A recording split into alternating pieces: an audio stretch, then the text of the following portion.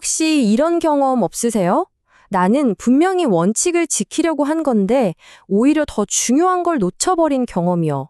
오늘 바로 그 문제를 해결해 줄 2500년 묵은 지혜를 한번 꺼내보려고 합니다.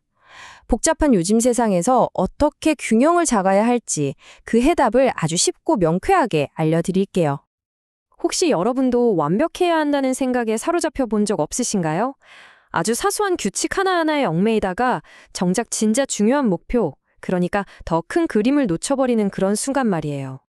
오늘 우리가 함께 떠나볼 여정인데요. 먼저 완벽주의라는 덫에서 시작해서 큰 원칙과 작은 원칙을 나누는 고대의 지혜를 살펴볼 겁니다. 그리고 한자에 담긴 깊은 의미를 파헤쳐보고 실제 위기 상황에서 이 지혜가 어떻게 빛을 발하는지 알아본 다음에 마지막으로 나의 울타리는 과연 무엇일까 함께 고민해보는 시간을 갖겠습니다. 맞아요. 우리는 어릴 때부터 모든 규칙은 완벽하게 지켜야 해 라고 배우잖아요. 그런데 바로 그 완벽주의가 오히려 우리를 지치게 만들고 소중한 기회를 놓치게 만드는 그런 덫이 될 수도 있다는 거죠. 그런데 말이죠. 이런 고민이 비단 우리만의 것은 아니라는 사실 알고 계셨나요? 사실 아주 오래전 고대 중국에서 이 문제에 대한 놀라운 해답을 이미 내놓았더라고요. 자, 그 해답이 어디에 있느냐? 놀랍게도 공자의 제자였던 자하, 이 사람의 딱 한마디에 그 모든 게 담겨 있습니다. 바로 그의 핵심 아이디어를 만나보시죠. 대덕불유한 소덕 출입가야. 와, 바로 이 문장. 이게 모든 지혜의 핵심입니다. 이게 무슨 말이냐면요. 모든 원칙이 다 똑같은 무게를 갖는 게 아니라는, 당시로서는 정말 혁신적인 생각을 던져주는 거죠. 자, 보세요.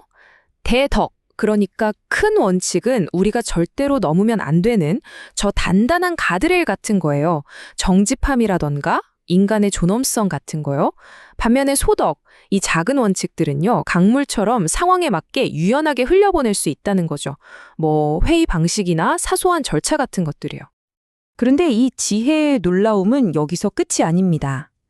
이 개념이 얼마나 깊은지 그 단서가요, 바로 한자 그 자체에 숨어 있습니다. 원칙을 넘는다와 막는다는 이 두 글자 안에 말이죠.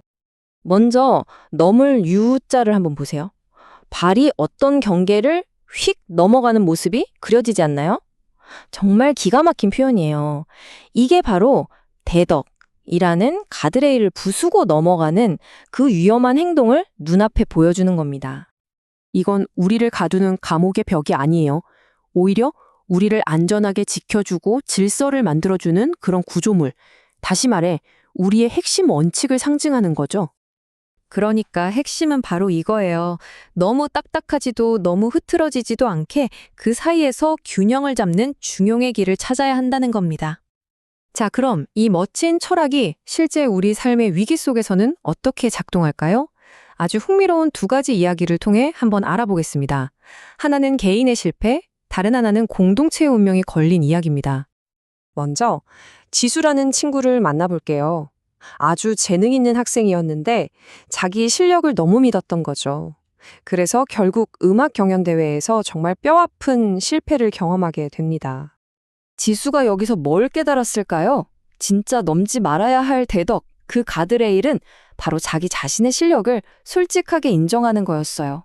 반면에 이번 대회에서 꼭 우승해야 해 하는 집착이나 한 번의 실수에 무너지는 마음, 이런 소적은 흘려보내야 진정으로 성장할 수 있다는 걸 알게 될 거죠. 자, 이번엔 판을 좀 더 키워볼까요? 개인의 실패를 넘어서 마을 전체의 운명이 걸린 위기 상황으로 가보겠습니다. 여기서 선생이 보여준 지혜가 정말 대단합니다. 그는 먼저 뭘 지켜야 할지 정확히 알았죠. 마을 사람들 목숨, 이건 절대 타협할 수 없는 대덕이다. 하지만 곡식 일부를 내주는 것, 이건 희생할 수 있는 소덕이다. 결국 어떻게 했나요? 작은 것, 즉 곡식을 내주고 가장 본질적인 것, 모두의 생명을 구해낸 겁니다. 정말 현명한 판단이죠? 자, 그렇다면 이 2500년 전의 오래된 지혜를 지금, 바로 오늘을 사는 우리 삶에 어떻게 적용해 볼 수 있을까요? 핵심 메시지는 정말 분명합니다. 모든 짐을 완벽하게 짊어지려고 애쓰지 않아도 된다는 거예요. 스스로에게 좀 더 유연해질 수 있는 자유, 그걸 허락해 주는 겁니다. 이 문장 꼭 기억해 두세요. 이건 마치 당신 인간이니까 실수해도 괜찮아. 상황에 맞게 적응하면서 진짜 중요한 것에만 집중해도 돼. 라고 말해주는 허락증 같은 거예요. 자, 이제 여러분께 질문을 던지면서 마무리하겠습니다.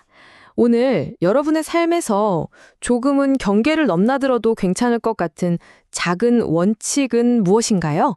한번 곰곰이 생각해 보세요. 어쩌면 그 작은 유연함이 여러분의 삶에 완전히 새로운 길을 열어줄지도 모르니까요.